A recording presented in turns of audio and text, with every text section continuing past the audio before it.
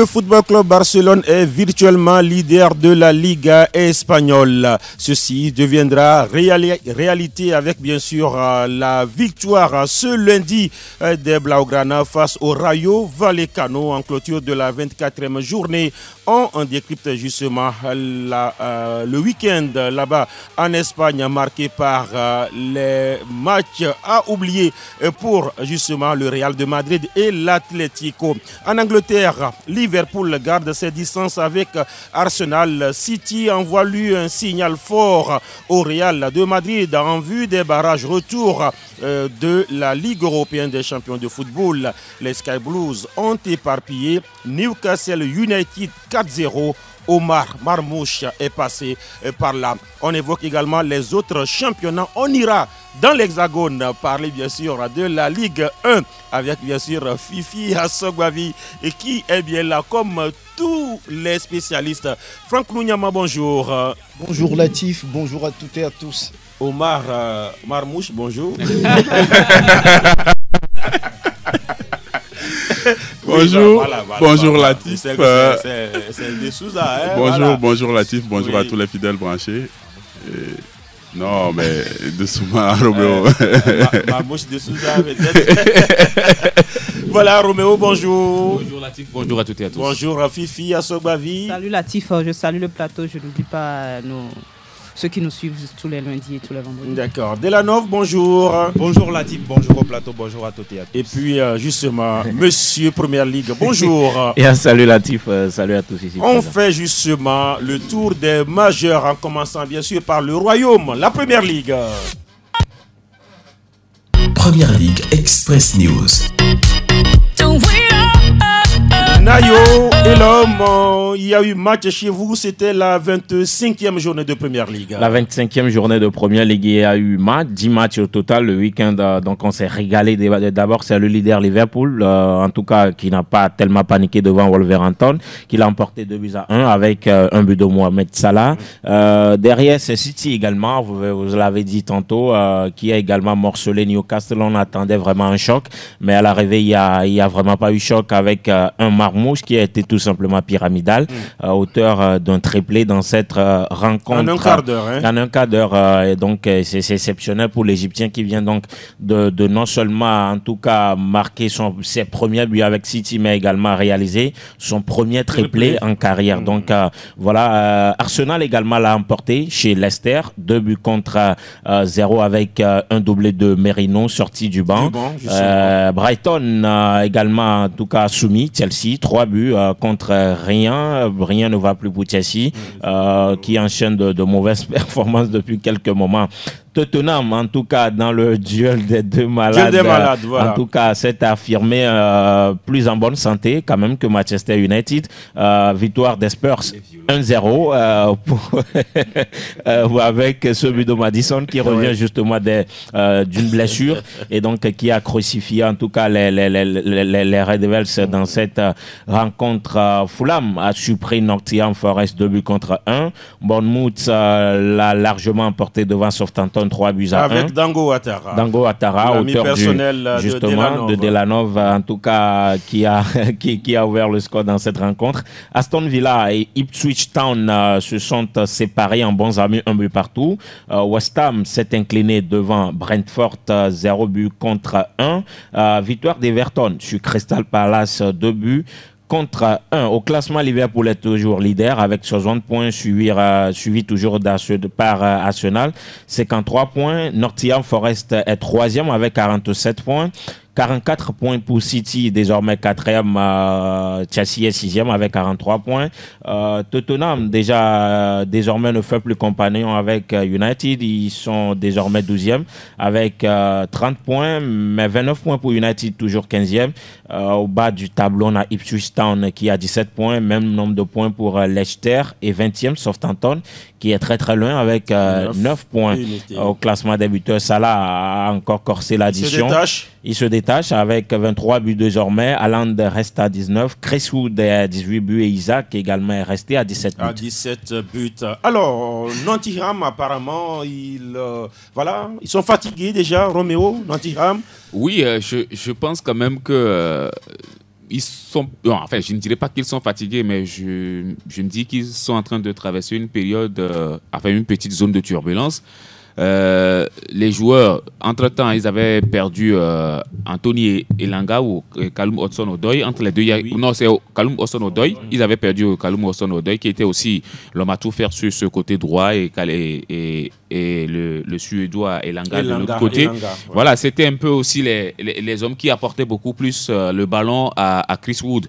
Mais voilà, c'est un peu aussi ce que doivent vivre ces clubs de Première Ligue. Il a tout de même marqué, hein, Chris Wood. Oui, il a marqué, mais ça fait un certain moment que ça ne marche plus pour Nottingham Forest.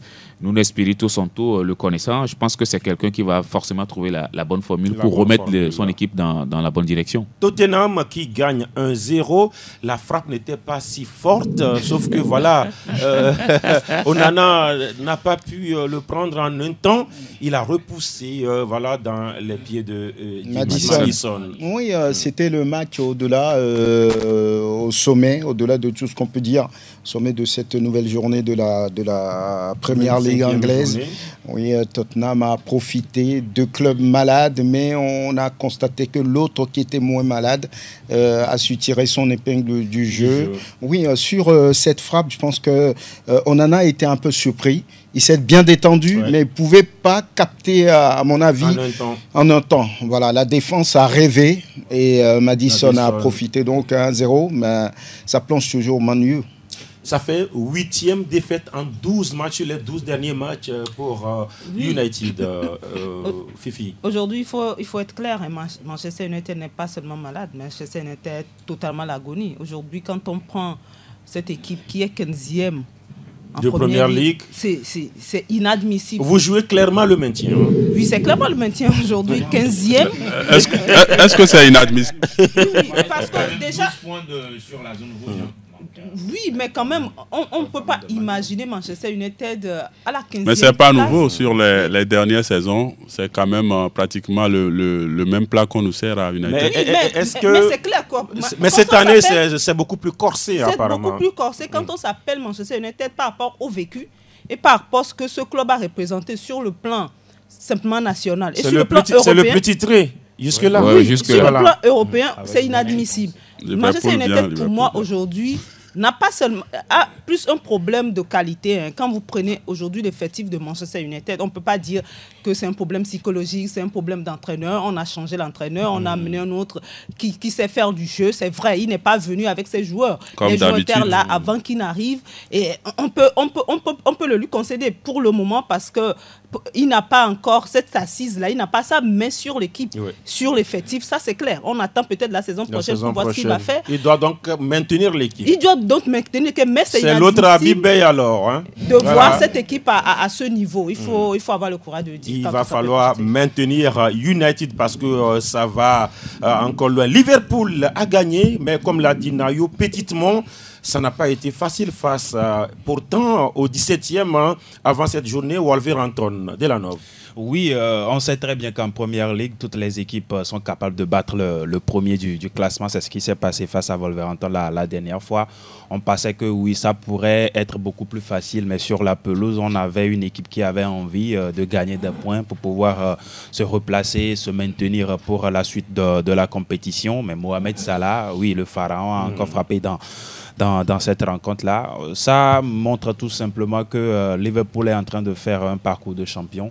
Dans des matchs aussi compliqués parfois, ils arrivent à prendre les 3 points. C'est vrai que l'écart n'est pas aussi grand pour le moment entre Liverpool et puis Arsenal. Mais le plus important actuellement pour Liverpool, c'est de prendre chaque 3 points ou au pire des cas, prendre des points à chaque journée et de maintenir cette avance-là pour qu'à la fin, on puisse remporter le championnat, remporter son 20e titre et d'ailleurs égaler Manchester United. Alors, Noël de Souza, Liverpool n'a toujours pas franchi. Vous avez dit que leur temps faible viendra, mais pour l'instant, ils arrivent à contourner le piège, le traquenard, comme on le dit.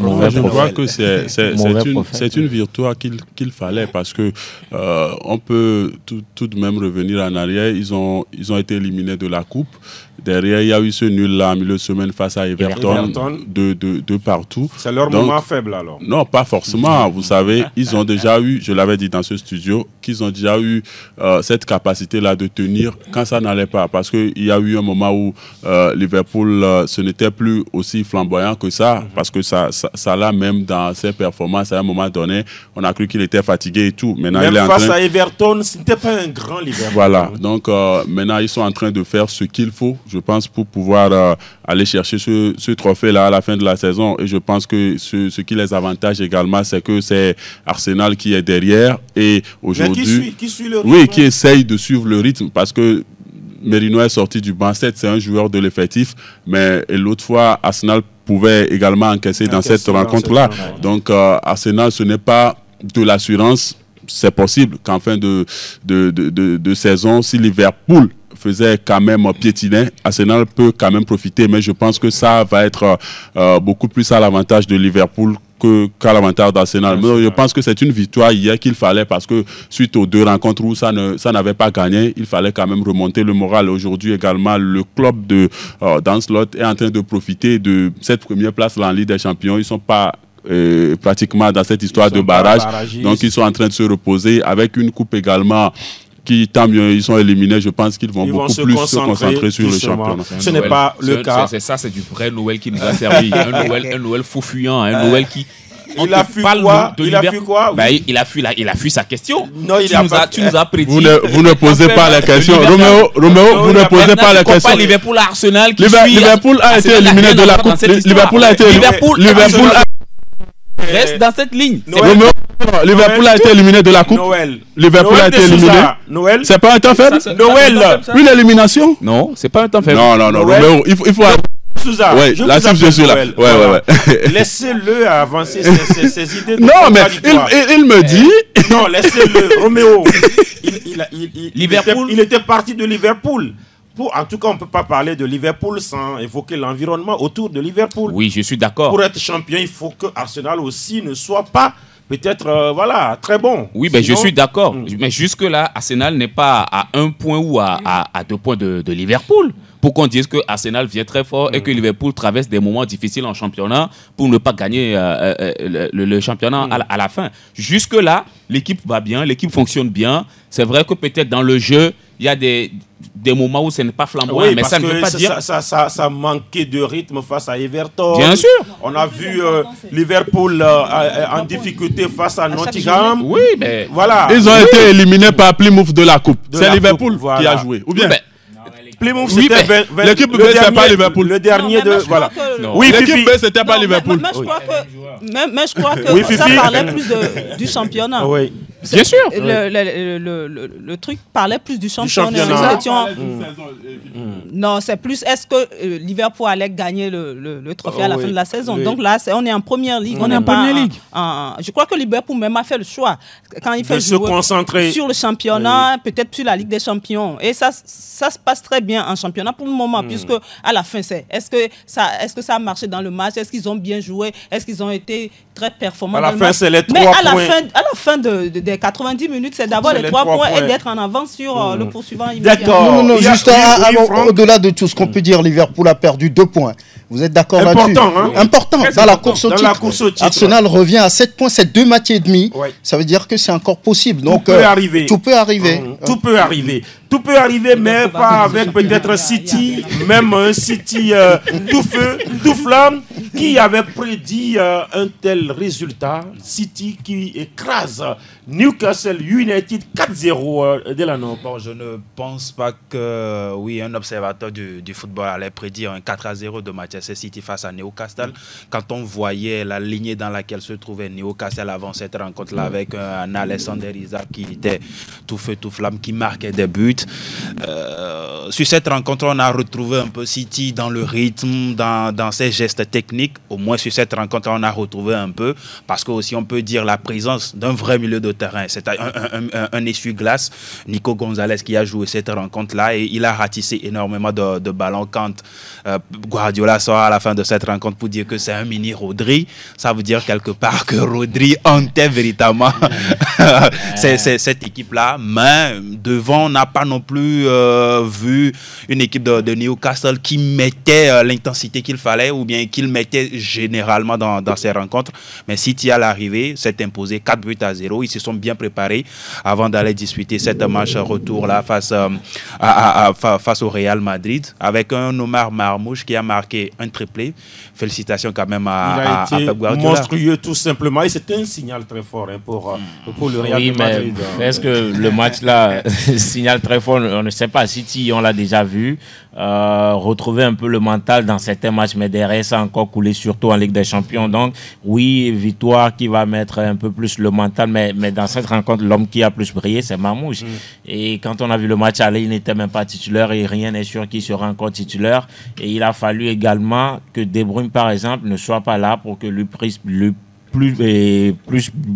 briller un peu dans cette rencontre. Parce que quand on voit les 3 buts, c'est au moment où il s'est réassé qu'il a pu marquer les 3 buts. Vous voyez Pep le déclasser encore après ce triplé? Oui, c'est Pep. On a vu Mahrez dans ce pays enchaîner 2-3 matchs derrière. Il est sur le banc, il ne comprend pas, il est confus. Et donc ça c'est du Pep. Il vous a téléphoné. Oui, oui, il ne comprenait pas. Et donc voilà un peu le truc, c'est que pour que Mamouche, par exemple, je viens de le dire, De Bruyne n'était pas là. Donc face au Real, si De Bruyne est là, lui sera encore obligé d'aller se cajoler sur un côté. Et donc il aura encore cet espace où je ne sais pas, c'est d'aller s'imposer. C'est ça le problème. J'ai fait une lecture. Moi, j'ai fait une lecture après cette rencontre-là. C'est que Guardiola a essayé de trouver à moitié une solution à ces problèmes. Plus Man City perdait, vous voyez les buts de City, c'était dans des situations où il n'arrivait plus à sortir la balle. Il manquait ce joueur-là qui était capable de prendre le ballon, de l'orienter, d'essayer de calmer les ardeurs en milieu de terrain. Faire comme Rodri. Voilà, de donner de l'assurance à ses coéquipiers. Donc, Nico Gonzalez a quand même essayé de jouer ce rôle-là à la perfection parce que même à 3-0, moi je m'attendais à ce que Newcastle puisse réagir parce que c'était quand même le quotidien de City sur ces rencontres. Il menait 2-0, 3-0 après il se faisait avaler. Donc sur cette rencontre, Newcastle était quand même sur une belle lancée. Isaac marquait coup sur coup. Donc dans ce match, je dis, ce qui a permis à Guardiola de conserver les 3 buts, c'était quand même la présence de ce joueur-là qui a abattu un grand boulot. Maintenant, par rapport à la Ligue des Champions, c'est également sur une seule rencontre à Bernabeu. Et on sait que City, cette saison, s'ils sont capables de faire quelque chose, c'est peut-être de gagner sur un match, mais sur la constance, ils ne l'ont pas. D'accord, voilà pourquoi je parlais d'un signal très fort. On retient aussi la victoire de Bournemouth. C'est vrai, c'était face à Southampton, mais l'information, c'est que Bournemouth est actuel 5e de Première Ligue, ça n'arrive pas tous les jours. Chelsea a perdu. Voilà, Chelsea a perdu. Lamentablement, 3-0, c'était en avancée. Enzo Maresca. C'est Roméo qui sait critiquer les gens, mais derrière, quand il a crié ici que Maresca c'est fini, c'est le toit, le surmum, le tout et tout. Aujourd'hui, il est là, a fait comme si de rien n'était. Quand on parle de Chelsea aujourd'hui, il fait comme si de rien n'était. On retient tout simplement qu'il y aura un match. Il m'a posé aucune question si c'est il y aura un match avancé de la 29e journée en Première Ligue. En milieu de semaine, Aston Villa va recevoir Liverpool. C'est le calendrier, en tout cas, de la Première Ligue. Avant ce FUMON, ce sera dimanche prochain. Manchester City, Liverpool. On va filer en Espagne. Aquí está la Liga Española. Le premier n'a pas gagné, tout comme son dauphin et peut-être son troisième aussi aujourd'hui. Ben, vous l'aviez dit dans votre...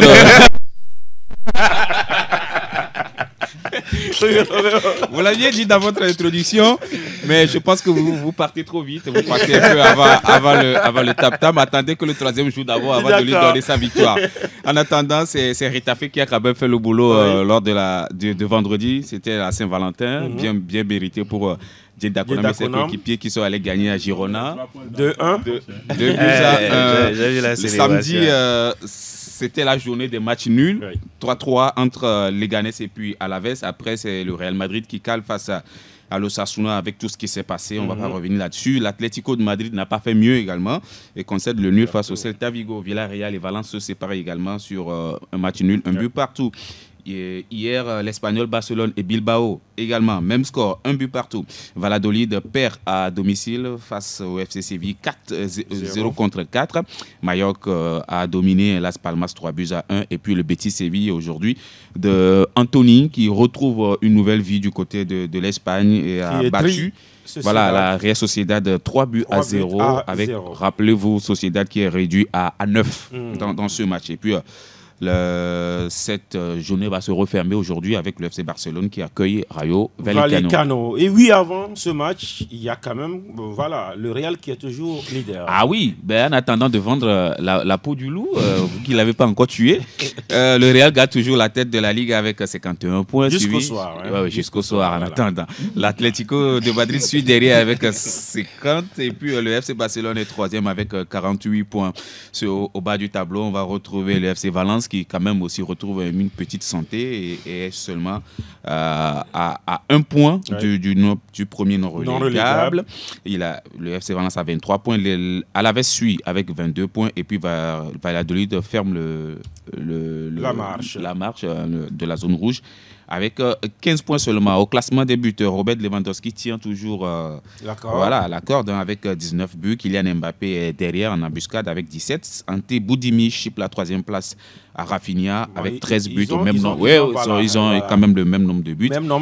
Et puisque Rafinha n'a pas encore joué. Rafinha n'a pas encore joué. Il est devant. La surprise reste quand même Sunset de l'Athletic Bilbao qui tape à la porte de l'équipe de France. Il a 12 buts. 12 buts et il est classé 5e. Il est classé 5e. Alors, des choses se sont passées. C'est bien sûr ces matchs nuls un peu partout. Le Real qui a souffert, qui a joué même à 10 pendant pratiquement une heure, on va dire une heure de temps. Fifia Sogbavi, ça parlait avant, après, pendant, autour de ce match. Oui, ils ont joué à 10 contre 11, pratiquement une heure de temps, puisque Bellingham a eu son carton, je crois, à la 39e minute. Parce que là, ils se sont fait rattraper, puisque je pense que Mbappé a marqué premièrement dans cette rencontre. Mais après, c'est un peu ce qui se passe en Espagne. On ne voit pas, depuis quelques années, depuis peut-être la saison dernière, il n'y a pas une équipe qui s'échappe véritablement après 20 journées de championnat. C'est toujours le suspense. C'est toujours le suspense jusqu'au bout. Et je crois que c'est ce qui va encore se passer. Et c'est intéressant pour les beaux yeux des téléspectateurs. Parce qu'aujourd'hui, si Barcelone gagne, Barcelone prend la tête met peut-être à un point où ils seront à égalité avec le Real Madrid. Ce sera le goal différentiel particulier. Voilà. Donc moi je me dis, les circonstances de cette rencontre pour le Real ne lui ont pas permis peut-être de gagner, ou bien le Real également avait la tête déjà également à cette rencontre qui arrive au cours de la semaine face à Manchester City qui n'est pas encore gagné d'avance aussi. Alors oui, je ne comprends pas bien l'anglais. C'est faute, c'est quoi en fait? Bellingham ne dit pas des gros mots. Bellingham a dit quoi? Il a dit quoi, monsieur l'arbitre? En français, va te faire foutre en fait. En français, facile, c'est ça. En anglais, fuck you. Donc c'est va te faire foutre. C'est ce qu'il a dit. Maintenant, le truc, c'est que lui dit qu'il ne l'a pas dit à l'arbitre, qu'il le dit lui-même. Et donc c'est là où moi je comprends comment toi-même tu peux te dire qu'il... Dans sa déclaration, il n'a pas dit qu'il a dit fuck you. Il a dit fuck off. Voilà, fuck off. Voilà. C'est ce qu'il a dit.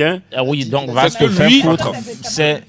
Il y a les vidéos, il y a quand même les images, je pense quand même. C'est après les vidéos que Et Modric aussi dit qu'il n'a pas dit fuck you, tout ça. Donc il va falloir que il y a la vidéo, mais est-ce que les paroles, moi j'ai pas vu. Donc c'est toute une polémique autour. Lui aussi se défend, l'arbitre aussi dit c'est ça et tout ça. On nous a monté les rapports. Il n'a pas mis ça dans son rapport. Oui, il n'a pas mis ça dans son rapport. Mais après, il y a eu beaucoup de faits de jeu dans cette rencontre. Mais au-delà de tout, moi je pense que le Real pouvait l'emporter dans ce match. Même à 10, c'est ça? Même à 10. 10, ils se sont créés des occasions. Ce n'est pas Valence, hein? Oui, c'est pas Valence. Oui, c'est pas Valence, mais ils se sont quand même créés des occasions et c'est l'inefficacité, encore une fois, des offensifs qui n'a pas. Si on sort de ce match que les meilleurs joueurs du Real, ce sont les défensifs encore, Fran Garcia, tout ça, Courtois, Valverde, qui ont été encore monstrueux. Donc ça veut dire que quelque part, au-delà de tous les faits de jeu, oui, il y en a, mais le Real pouvait l'emporter. Moi, je pense qu'ils ont vraiment perdu 2 points dans cette rencontre. Franck, il y a trop d'histoires maintenant en Liga espagnole. Trop d'histoires, c'est vrai, surtout quand on parle du Real avec des faits de jeu. Voilà, et tout le monde se plaint avec cette histoire, encore une fois, d'expulsion de Jude, qui dit j'ai pas fait quelque chose et puis on me sanctionne.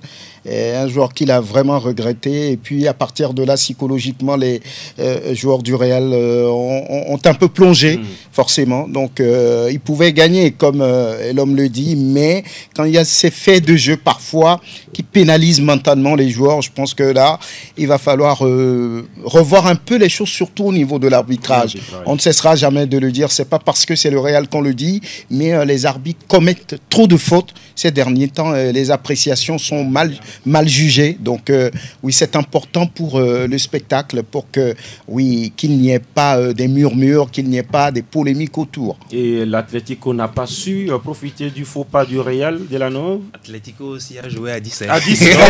Ils ont joué aussi à 10. Donc Atlético aussi a joué à 10, malheureusement. Après avoir taclé. Là-bas c'était... Voilà. Oui, il méritait quand même le carton rouge. Toute la ville de Madrid à 10.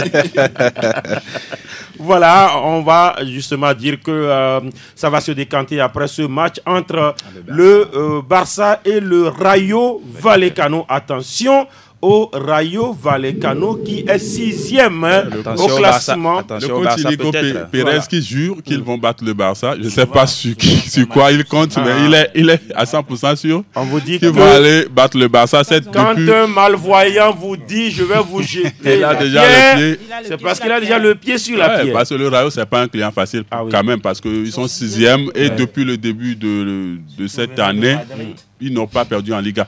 Donc ça voudrait dire qu'au moins, au Barça, ils rentrent avec le point du nul. Maintenant, on sait que le Barça est en train de refaire une copie de ce début de championnat-là, où ils ont pris de l'air, ils ont essayé de voler haut avant de chuter. Donc cette fois-ci, on sait que c'est un Barça qui est capable d'encaisser, mais au même moment, peut vous en mettre autant. Mais donc, attention, on attend de voir. Souvent, les premiers en février, début ou bien mi-février, ne sont pas champions à la fin. Attention à tout cela. On va filer en Italie. Benvenuto Calcio Italia. En Italie, tout le podium n'a pas gagné. Tout le podium n'a pas gagné, voilà. Mais on a vu une belle victoire hier de la Juventus de Turin qui lui a permis d'abord de prendre la 4e place. Voilà. La Juventus de pour Turin. La première fois cette saison, voilà. Parce que depuis le début, c'est énormément de matchs nuls. On ne voyait pas la Juve gagner, mais hier, face à l'Inter Milan, ça a été un match de très haut niveau, avec de l'intensité qu'il fallait de la part des deux équipes. Avec un grand Colomouani. Il n'a pas marqué, mais il fallait voir l'action sur laquelle le but est arrivé. Une roulette dans la surface de réparation. Même en tombant, il a réussi à pousser la balle pour son coéquipier, le fils de l'autre, Conceição, qui est à la tête du Milan AC. Et pour moi, ça doit être une victoire fondatrice pour la Vecchia Signora, parce qu'on a vu depuis le début Thiago Motta, il était critiqué à juste titre aussi parce que la Juve tenait le ballon parfois mais n'arrivait pas à se procurer des occasions. On a des passes latérales tout simplement, on n'arrivait pas à porter la balle vers l'avant. Mais hier face à l'Inter, je crois que la Juventus de Turin a fait pour moi sa meilleure copie jusqu'ici. Naples, Bergame, sont-ils fatigués? Même l'Inter n'arrive plus véritablement à profiter des faux pas répétés du Napoli. Oui, et puis quand vous parlez bien sûr quand vous chutez sur l'Inter de Milan, je me dis quand même que le secteur qui marche bien du côté de l'Inter, c'est le secteur défensif. Et là, franchement, sur un certain moment, depuis la Ligue des Champions, où ils ont encaissé ce but face à l'Atalanta Bergame, ce n'est plus une défense de l'Inter qui montre vraiment une certaine discipline, une certaine solidité. Et moi, franchement, ça m'inquiète. Je me demande si peut-être aujourd'hui, on ne regrette pas un peu le départ de Milan Skriniar.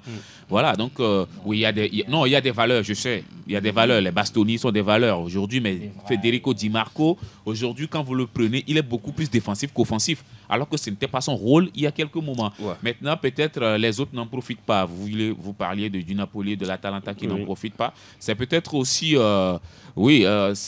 ce moment-là qui arrive souvent où voilà, tout le monde vous étudie, on vous connaît un tout petit peu, où vous perdez un peu aussi certaines de vos qualités, c'est-à-dire peut-être quelques joueurs, et qui fait que voilà, dans le jeu, vous pêchez un tout petit peu. Mais moi, je pense quand même qu'entre les deux, soit l'Atalanta ou le Napoli, je trouve le Napoli beaucoup plus consistant. À peut-être aller au bout que l'Atalanta. Depuis que Randal Colomwani a rejoint la vieille dame Fifi, tout va bien pour la Juventus. Tout va bien pour la Juventus parce que le joueur aussi est venu en très bonne forme. Ça voudrait dire qu'il avait un problème peut-être psychologique quand il était du côté du Paris Saint-Germain. Aujourd'hui, vous l'avez maltraité. Non, même pas. Parce que moi, je crois que c'est un problème. Ça devait être un problème personnel puisqu'il a quand même eu l'occasion plusieurs fois d'être titularisé. D'abord, il a eu beaucoup d'occasions quand même de s'affirmer. Il n'a pas pu, peut-être par rapport à la concurrence, il n'a pas pu gérer cette concurrence-là. Maintenant, il s'épanouit. C'est bien pour lui et c'est bien pour le club. Aujourd'hui, le club est quatrième. Il profite directement qualifié pour la Ligue des Champions si justement le championnat s'arrêtait là. On va signaler aussi, dès là, chez vous, la victoire de Calcio Como. Oui. Calcio Como, 2-0 sur la Fio-Fio. Sur la Fiorentina, c'était une glissade. Personne ne pouvait dire que la Fiorentina devait être battue et surtout qu'il évoluait à domicile face à Como. On a vu également l'ancien du Real Madrid, Nico Paz, qui a encore marqué un très beau but dans cette rencontre-là.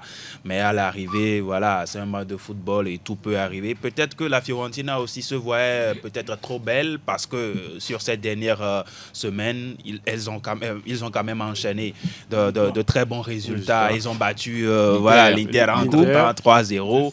Et sur cette rencontre, Moïskine n'a pas joué? Moïskine était là, mais ça n'a pas suffi pour prendre des points face à Como. À Como, d'accord. Mais le Milan aussi a gagné 1-0. La conséquence, c'est que Como est 13e, bien loin, avec 25 points. Le Napoli est toujours devant. Voilà, 56 unités. Inter, 54, 51 pour Bergame. La Juve, on l'a dit, est bien sûr 4e avec 46 points. On va partir maintenant en Allemagne. Willkommen zum Total Bundesliga. Total Bundesliga. Le choc n'a pas tenu, ou a tenu, on va dire, parce qu'il n'y a pas eu de but. Non, il n'y a pas eu de vainqueur. Il n'y a pas eu de vainqueur à l'arrivée. C'est 0 but partout, un match très engagé. Vous aurez pu le constater entre les deux clubs, parce que là, il y avait 8 points avant ce match-là. Et le champion en titre voudrait quand même réduire cet écart-là. Ils ont mis la pression sur les Bavarois. Le match a été joué. Voilà, beaucoup de contacts. Oui, on sentait vraiment que c'est les deux premiers de ce championnat-là. On a raté énormément d'occasions, surtout du côté du Bayer Leverkusen. Et puis cette action-là, dans les derniers instants du match, où je pense que c'est Wirtz qui n'a pu pousser le ballon dans les filets. À l'arrivée, c'est pour relancer la Bundesliga. Et à l'arrivée, c'est 0-0. Et le Bayern qui garde ses 8 points. Ça fait la bonne affaire donc pour le Bayern. Le Bayern de Munich. Et puis, comment est-ce que le Bayern a fait pour ne pas encaisser de but dans cette Ah ben on se le demande. Non mais franchement, c'est l'inefficacité des joueurs en face. Franchement. Et puis il y avait un Neuer aussi sur le ballon raté. Un grand Neuer. Après, moi je comprends pas comment Xabi Alonso également peut démarrer cette rencontre avec Patrick Schick sur le banc quand on sait que sur les derniers matchs de Leverkusen, c'est le mec qui marquait quasiment tous les buts. Et donc démarrer cette rencontre en le mettant sur le banc, je pense que ça a également pénalisé. Il a rentré en cours de jeu, donc s'il a rentré, ça veut dire qu'il peut quand même également démarrer. Donc ça a également pénalisé. Peut-être il s'est dit ça n'a pas marché. Il y a des joueurs qui vont user peut-être la défense bavaroise avant que Schick n'arrive. Il n'a pas pu le faire. L'autre événement, c'est bien sûr c'est la victoire aussi de Bochum. Bochum qui a toujours des problèmes et qui vient battre Dortmund. Mais le problème est profond avec Bochum peut jouer les barrages alors. Le problème est très profond avec Nico Kovac et ses hommes. On n'a pas compris cette défaite des jaunes et noirs, mais ça reste un match de football. Je pense que ça fait la 4e victoire seulement de la saison de Bochum. Donc 2-0. C'est beaucoup. 2-0, c'est grand, voilà.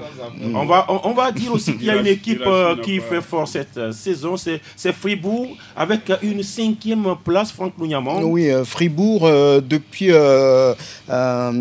beaucoup de saisons déjà, termine dans le top 5 de ce championnat-là. C'est un club qui reste égal à lui-même, qui ne fait pas trop de bruit, mais qui est là, soit pour la Ligue des Champions, soit pour la Ligue Europa. Donc, il y a une certaine continuité à ce niveau. Et puis, ils ont gagné en déplacement aussi, 1-0. 1-0, voilà. Francfort aussi a gagné. Il garde donc la 3e place au classement. Leipzig n'a pas pu gagner. Ça fait 0-0. Et Stuttgart aussi qui a perdu. Voilà.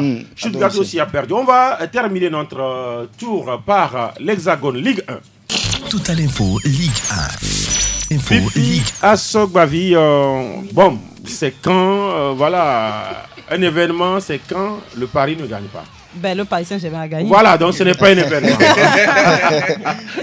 Oui, c'était la 22e journée. Et il faut dire qu'il y a quand même eu de gros scores. Comme par exemple Monaco qui a écrasé Nantes 7 buts à 1. Pourtant, c'est Nantes qui a ouvert le score à la 4e minute. Mais il y a eu un carton rouge dans la foulée à la 8e minute. Donc Nantes a pratiquement joué tout le match en infériorité numérique. Et c'était face à Monaco et encore plus à l'extérieur pour Nantes. Et ça fait 7 buts à 1 au finish. Et voilà, c'était le plus lourd score de la journée. Mais il y a également Marseille. Marseille qui a dominé Saint-Etienne.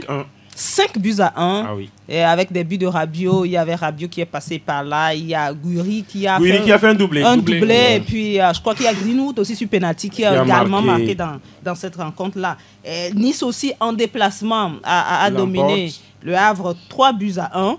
Et Lille qui a dominé Rennes, c'est le 3e match de Habib à la tête.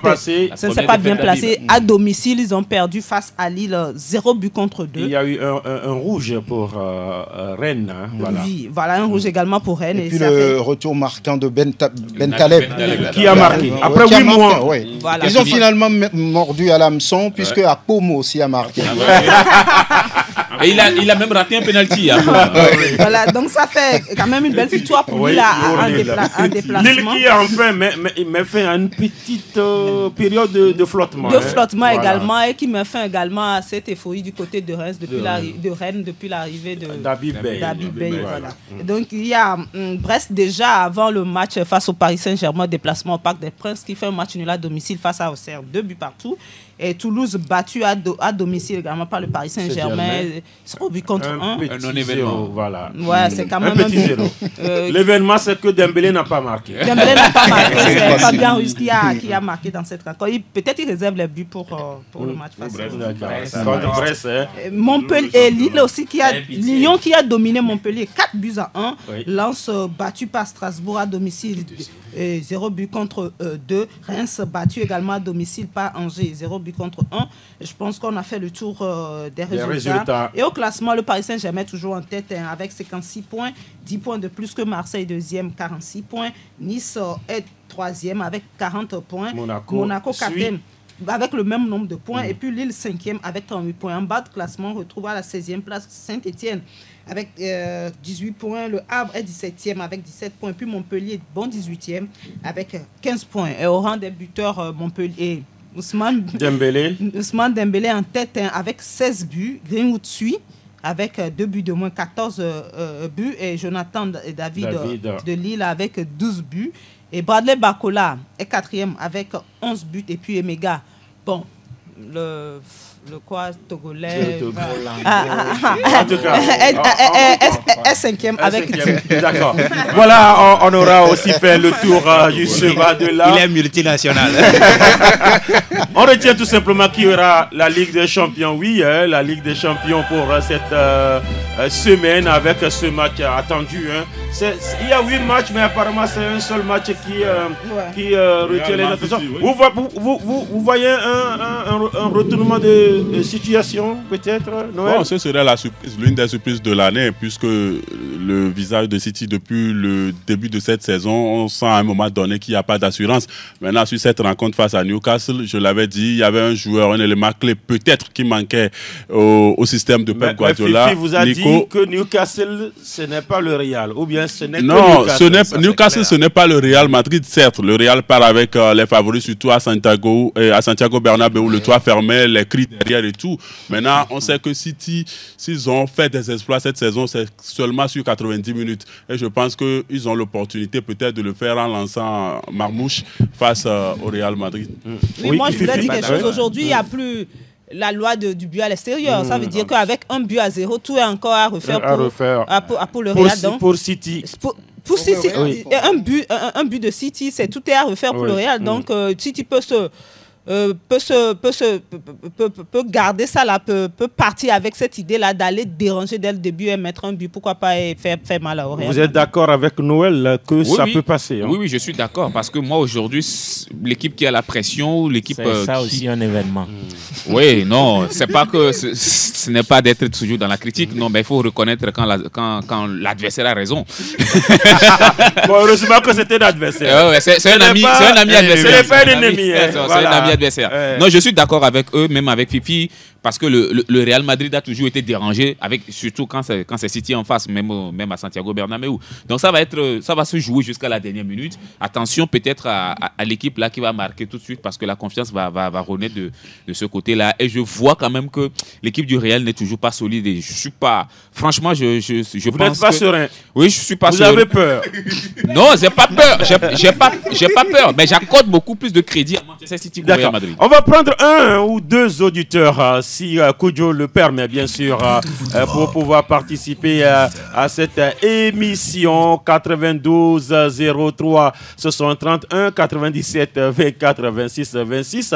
Et l'homme à devant aussi peut participer à cette émission. Tellement ça le démange. Je l'ai vu aller de l'autre côté. Est-ce que c'est pour appeler? Est-ce que voilà, il y a un auditeur qui est là? Allô? Oui, bonjour, monsieur. Bonjour, c'est monsieur? C'est l'abbé. L'abbé, d'accord. Nous vous écoutons, l'abbé. Je vais aller très vite par rapport à l'arbitrage espagnol. Oui. Je pense que cette fois-ci, le Real est devenu leur cible principale. Il y a eu une action qui m'a fait tellement pitié. L'arbitre de touche était à côté. Les joueurs poussaient sans Garcia. Jusqu'à là, ils même frapper les panneaux publicitaires. L'arbitre de touche n'a même pas branché. L'arbitre principal n'a même pas branché. Ça devient de trop. C'est comme un règlement de compte. Contre le Real de Madrid. Sur la tête, c'est surtout c'est sur la tête de Pérez, comme c'est quelqu'un qui est très radical, qui prend des décisions qui ne les arrangent pas. Il tape bien les joueurs du Real, pas du tout. D'accord. Merci pour justement cette observation. La Liga est à l'écoute parce qu'on nous écoute de par le monde. Merci à vous, l'abbé. S'il y a un dernier, on le prend avant bien sûr de prendre congé et aller préparer ce match entre le Barça et le Rayo Vallecano. Merci à vous, Roméo. Merci, Latif. On n'a pas eu assez de temps, mais bon, c'est à cause d'eux. Mais bon, on va faire avec. Oui, c'est à cause d'eux. Je suis votre regard. Merci à vous, Noël. Merci, Latif. Merci à tout le monde et bonne semaine. On espère que le Real de Roméo va quand même s'imposer. Tant mieux. Sinon, ce sera chaud dans le studio. D'accord. Merci, Franck. Bon, ça a été un plaisir. Excellente semaine à toutes et à tous. Nayo, merci. Excellente semaine à tous et à tous. À toutes et à tous. Voilà. On va tout simplement souhaiter un bonjour à Clément Atipo. Merci, Fifi. Merci, Latif. Merci à tout le monde. Merci. Voilà à tous ceux qui nous ont suivis. Merci à Elom Adovon, monsieur Vidéo. Merci à Olivier Koudjo. Je suis Latif Yoroma. On se prend rendez-vous vendredi prochain. Bye bye.